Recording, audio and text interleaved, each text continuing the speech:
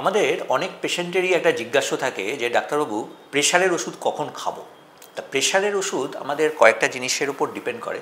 প্রথম হচ্ছে আপনার কি জন্য প্রেশারের ওষুধ দেওয়া হয়েছে, শুধু প্রেশার কমানোর জন্য না আরও কোনো কারণ আছে। 2 নম্বর হচ্ছে আপনি কি গ্রুপের ওষুধ খাচ্ছেন। আর 3 নম্বর হচ্ছে আপনার শারীরিক গঠন বা আপনার কি ধরনের লাইফস্টাইল তার উপর। সুতরাং আপনি যদি ক্যালসিয়াম চ্যানেল ব্লকার খান, যেমন ধরুন আমাদের অ্যামলোডিপিন জাতীয় ওষুধ, এগুলো কিন্তু দিনের যে কোনো সময় খাওয়া সম্ভব। আপনি যদি পার্টিকুলার কোনো ডাইউরেটিক গ্রুপের ওষুধ খান, যেগুলো আমাদের দেহ থেকে জল এবং নুন বার করে দেয়, সেগুলো কিন্তু রাতের দিকে খাওয়া যাবে না। তাহলে কিন্তু রাতে বারবার উঠতে হবে, রাতে ঘুমোতেই পারবেন না। সেগুলো প্রেফারেবলি সকালের দিকে খেতে হবে।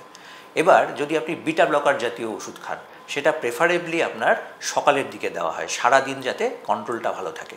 এবার আপনি যদি এআরবি বা এসিইআই মানে অ্যাঞ্জিওটেনসিন কনভার্টিং এনজাইম ইনহিবিটার বা অ্যাঞ্জিওটেনসিন রিসেপ্টর ব্লকার এই জাতীয় ওষুধ খান, মানে টেলমিসার্টান, লোসার্টান এগুলো খান, তাহলে কিন্তু প্রেফারেবলি সেগুলো রাতের দিকে দেওয়া হয়। এবার দেখা গেল যে আপনার ব্লাড প্রেশার শুট আপ হচ্ছে রাতের দিকে, তাই আপনাকে রাতের দিকে দেওয়া হচ্ছে।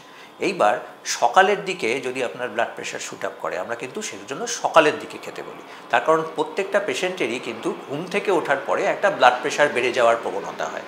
সুতরাং তাদের ক্ষেত্রে সকালের দিকে ব্লাড প্রেশারের ওষুধ নেওয়াটা কিন্তু বেটার অপশান।